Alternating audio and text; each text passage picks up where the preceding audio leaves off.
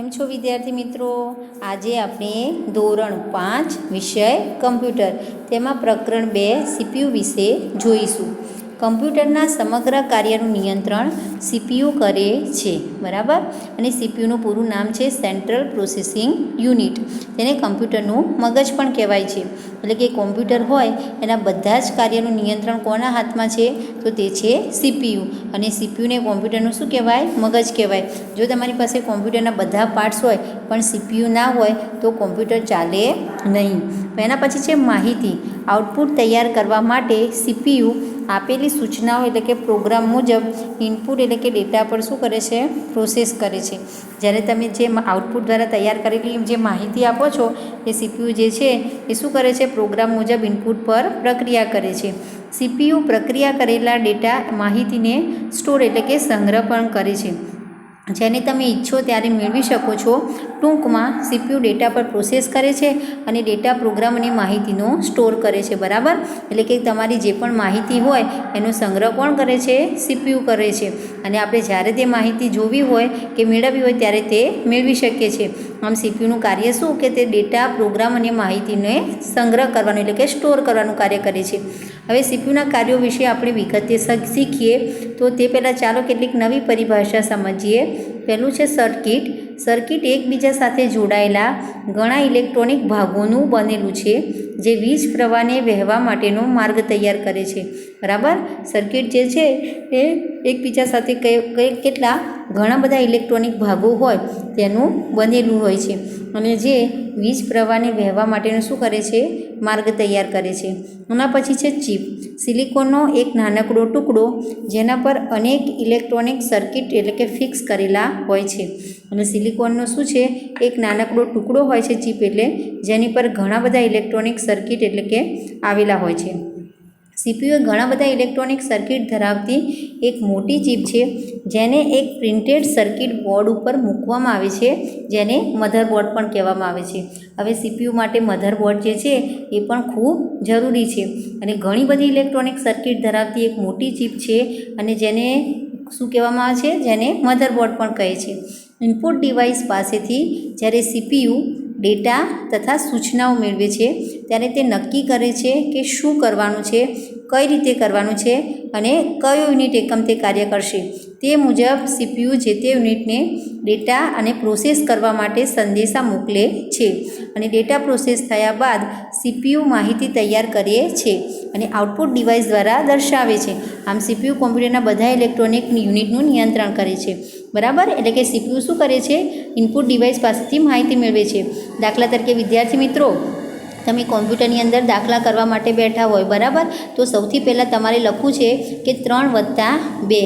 તો સૌથી પહેલાં જેવું તમે કોમ્પ્યુટરની અંદર 3+2 લખશો એવું CPU જે છે એ શું મેળવશે? ઇનપુટ પાસેથી માહિતી મેળવશે અને તે શું કાર્ય કરવાનું છે? જેમ કે તમે 3+2 લખ્યું એટલે કે CPU ફટાફટ યુનિટને કાર્ય કરવાનું કહેશે કે એમને સરવાળો કરવો છે, એટલે કે 3+2.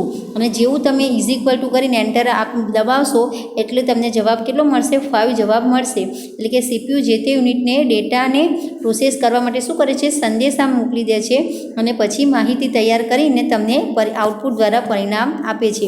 આમ બધા જ ઇલેક્ટ્રોનિક યુનિટનું નિયંત્રણ પણ તે કરે છે. ચાલો આપણે CPU કઈ રીતે કાર્ય કરે છે તે સમજીએ. CPUના ઘટકો. CPU 3 ઘટકોનું બનેલું છે. પહેલું છે કંટ્રોલ યુનિટ એટલે કે CU, બીજું છે એરિથમેટિક એન્ડ લોજિક યુનિટ એટલે ALU અને ત્રીજું છે મેમરી યુનિટ એટલે કે MU. આમ CPUના આ ઘટકોમાં કાર્યો નીચેની આકૃતિની મદદથી આપણે સ્પષ્ટ સમજીએ, બરાબર. એમાં સૌથી પહેલાં જુઓ, ઇનપુટ માટેના સાધનો, arithmetic and logic unit, control unit, memory unit અને આઉટપુટ માટેના સાધનો છે. ઇનપુટ માટેના સાધનો કયા છે? તો કીબોર્ડ અને માઉસ, જેના દ્વારા તમે માહિતી શું કરી શકો છો? લખી શકો છો.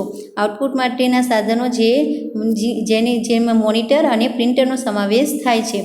Arithmetic and logic unit, control unit અને મેમરી યુનિટ, એના વિશે આપણે આગળ જોઈશું.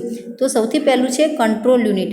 હવે કંટ્રોલ યુનિટને આપણે CU નામ પણ કહીએ છીએ.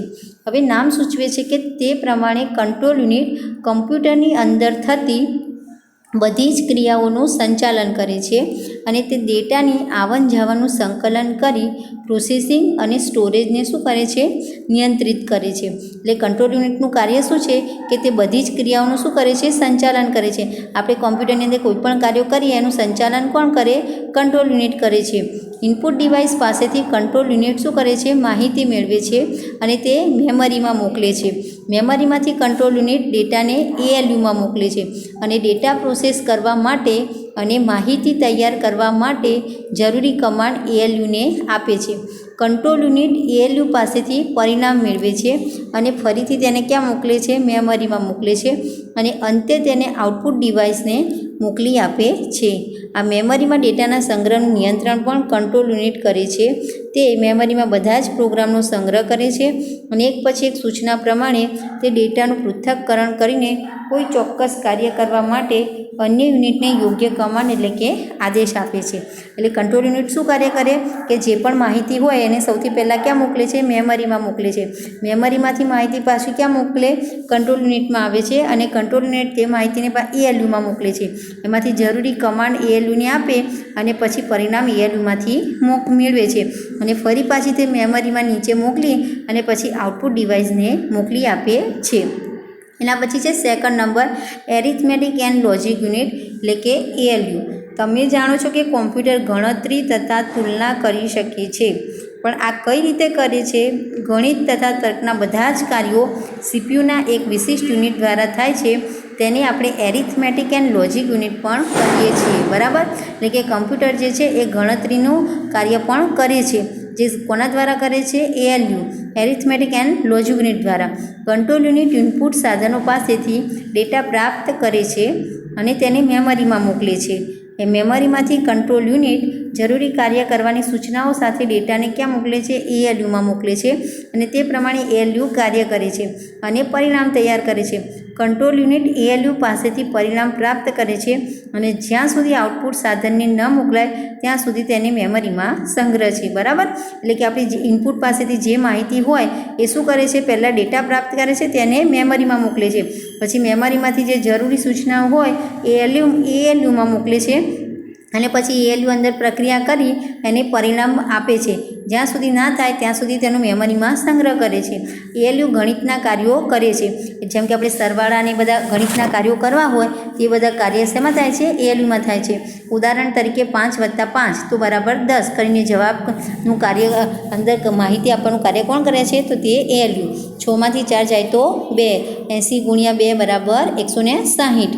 ALU તર્કના કાર્યો પણ કરે છે. તે બે અંકોની તુલના કરે છે અને શોધે છે કે એક અંક કરતાં બીજો અંક નાનો છે કે મોટો. બરાબર? ગણિતના કાર્યો કરે છે તે ઉપરાંત તર્કના કાર્યો પણ કરે છે. જેમ કે 20 > 40 એ ખોટું છે અને 60 < 100 એ ખરું છે. એટલે કે 20 કરતાં 40 મોટા છે અને 60 કરતાં 100 નાના છે. આ ખરું ને ખોટું આવા બધા તર્કના કાર્યો પણ એ કરે છે. ALU કોઈ વિધાન ખરું છે કે ખોટું તે પણ જણાવે છે. ઉદાહરણ તરીકે 10 + 20 બરાબર કેટલા થશે? 40 એ ખોટું છે. બરાબર? 10 + 20 બરાબર 40 થાય? ના. કેટલા થાય? 30 થાય.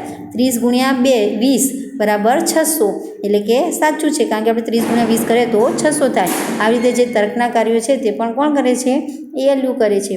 મેમરી નામ સૂચવે છે તે મુજબ મેમરી બધા જ ડેટા, પ્રોગ્રામ અને માહિતીનો સંગ્રહ કરે છે. એટલે કે મેમરી જે છે શું કરે છે? બધા ડેટા, પ્રોગ્રામ અને માહિતીનો સંગ્રહ કરે છે. કમ્પ્યુટરમાં જ્યારે તમે ડેટા દાખલ કરો છો ત્યારે કંટ્રોલ યુનિટ તે મેળવે છે અને તેને મેમરીમાં મોકલે છે. એટલે કે મેમરી જે છે કમ્પ્યુટરમાં જ્યારે તમે માહિતી દાખલ કરો છો ત્યારે કંટ્રોલ યુનિટ સૌથી પહેલાં મેળવે છે અને તે ક્યાં મોકલે છે? મેમરીમાં મોકલે છે. મેમરીમાંથી કંટ્રોલ યુનિટ પ્રોસેસ કરવા તથા માહિતી તૈયાર કરવા માટે ડેટાને ALUમાં મોકલે છે. ALU દ્વારા તૈયાર કરેલી માહિતી કંટ્રોલ યુનિટ પ્રાપ્ત કરે છે અને ફરી સંગ્રહ માટે મેમરીને મોકલે છે અને છેવટે કંટ્રોલ યુનિટ સંગ્રહ કરેલ માહિતી આઉટપુટ ડિવાઇસને મોકલવા માટે મેમરીને સૂચના આપે છે. જેમ કે બધા પ્રોગ્રામ અને ડેટાની માહિતીનો મેમરી શું કરે?